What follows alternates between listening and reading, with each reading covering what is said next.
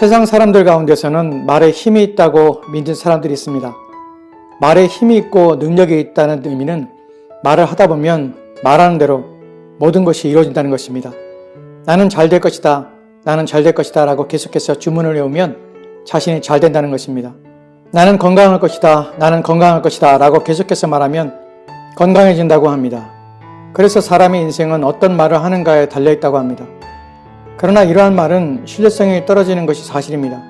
왜냐하면 아픈 사람 중에 건강하기를 원하지 않는 사람 없고 세상 사람들 중에 성공을 고대하며 바라지 않는 사람이 없습니다. 이런 사람들이 단순히 말을 하지 않았다고 해서 아프거나 또는 실패한 것은 아닙니다. 이들 가운데 어떤 이들은 나는 건강할 것이다 라고 말하면서 반드시 건강을 위한 무언가를 하고 있기 때문에 건강한 것입니다. 아무것도 하지 않으면서 나는 잘 될 것이다, 성공할 것이다 라고 주문을 외운다고 해서 그대로 되진 않습니다. 말에 힘이 있다는 의미는 말을 한다는 것은 그 말하는 것을 실천하며 행동하기 때문입니다. 말이 힘이 있다는 것은 의미 없이 짓거리는 말이 아니라 실천할 의지와 행동의 노력을 가지고 말하는 것을 의미합니다. 잠언 18장 21절을 보면 혀의 힘에 대해서 말하고 있습니다. 죽고 사는 것이 혀에 힘이 달렸나니 혀를 쓰기 좋아하는 자는 혀의 열매를 먹으리라. 본문을 보면 혀의 힘을 말하는데 개역개정에서는 혀의 힘으로, 개역 한글에서는 혀의 권세라고 번역이 되어 있습니다. 혀의 힘이나 권세 이 두 단어 모두는 의역입니다. 힘이나 권세로 번역된 이 단어는 손 안에라는 뜻입니다. 전체를 직역하면 죽고 사는 것이 혀의 손 안에 있다라는 것입니다.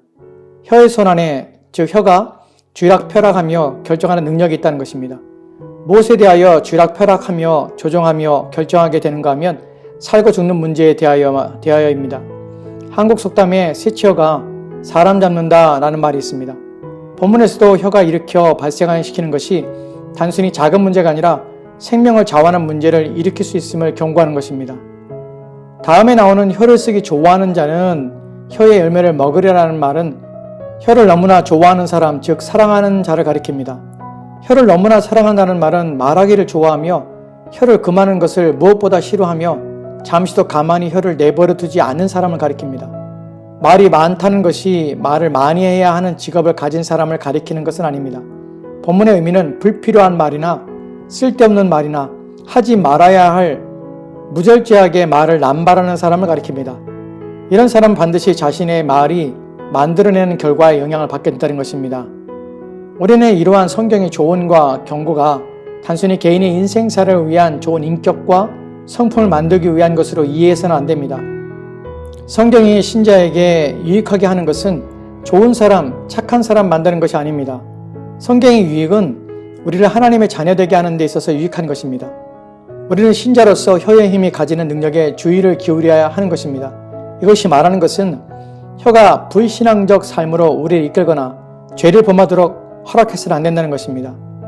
마태복음 12장 36절과 37절을 보면 예수님께서도 혀가 저지른 문제에 대해서 경고하고 있는 것을 보게 됩니다.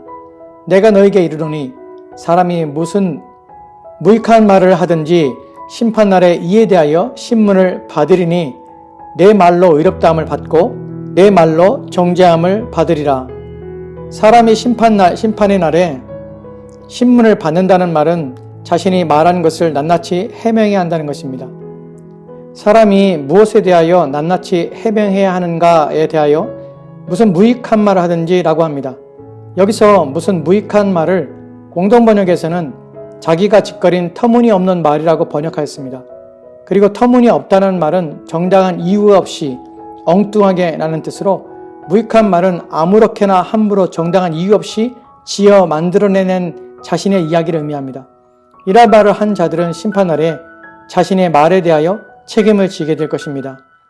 성경을 보면 말로 의롭다함을 얻거나 또는 정죄를 받은 자들이 있습니다. 출애굽 후에 이스라엘 백성들이 시내산을 거쳐서 가데스 바네아야에서 가나안 땅에 들어가기 전에 12명의 정탐꾼을 보냅니다. 그리고 돌아온 정탐꾼들에게 보고를 받는데 그 가운데 여호수아와 갈렙이라는 사람을 제외한 10명의 사람들이 부정적인 보고를 하는 내용이 있습니다. 그들의 부정적인 말 때문에 백성들은 우리가 어디로 올라가야 하는가 라고 두려움에 떨며 울부짖는 상황이 연출됩니다.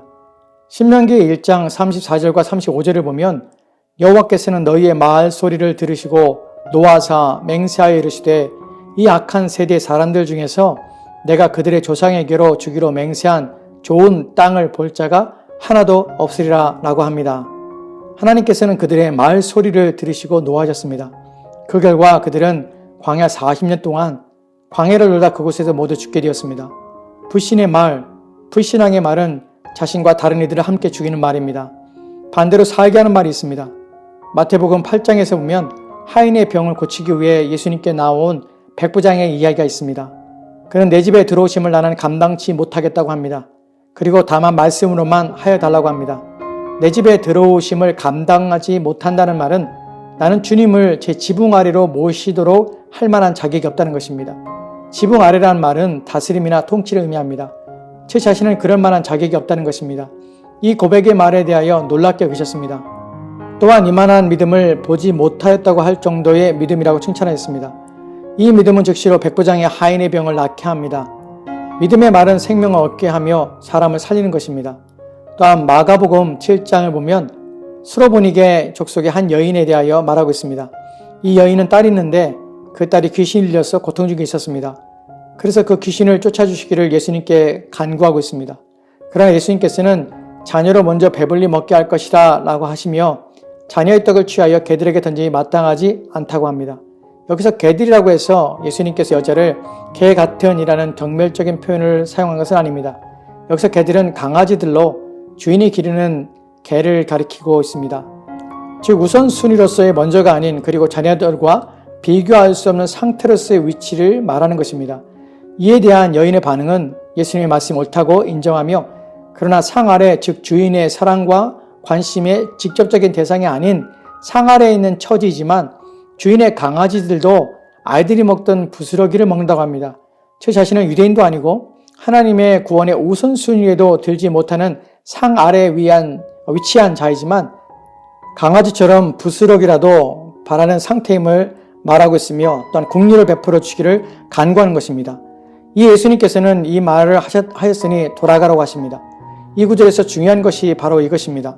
이 말을 하였으니, 즉 예수님께서는 이 말을 듣기를 원하셨으며 이 말을 하기를 원하셨다는 것입니다. 어떠한 상황이나 조건에도 불구하고 믿음으로 주님을 바라보며 은혜를 갈망하며 불쌍히 여겨주기를 바라는 말이 필요합니다. 자신의 상황에 포기하고 환경에 포기하고 절망하여 아무것도 하지 않는 것이 아니라 자신이 아무것도 아닌 자이며 상 아래에 있을 수밖에 없는 처지지만 도와달라고 간구하며 살려달라고 구해야 하는 것입니다. 이 말이 이 이방인 여인이 자신의 딸을 치료하는 은혜를 경험하게 되는 결정적인 도구가 됩니다. 잠언 18장 21절처럼 성경은 혀의 손 안에 생명과 죽음이 있다고 합니다. 말하기를 사랑하는 자, 그래서 절제할 줄 모르고 무익한 말을 내뱉는 자는 심판의 날에 낱낱이 해명할 것이며 판결을 받게 될 것입니다. 우리의 혀는 우리의 믿음을 통한 생명의 도구로 쓰여질 수 있지만 불행하게도 심판의 도구로도 쓰여질 수 있습니다. 우리의 혀가 형제를 세우고 믿음을 세우고 신앙을 세우고 교회를 세우며 하나님의 영광을 높이는 그런 도구가 되어야 할 것입니다.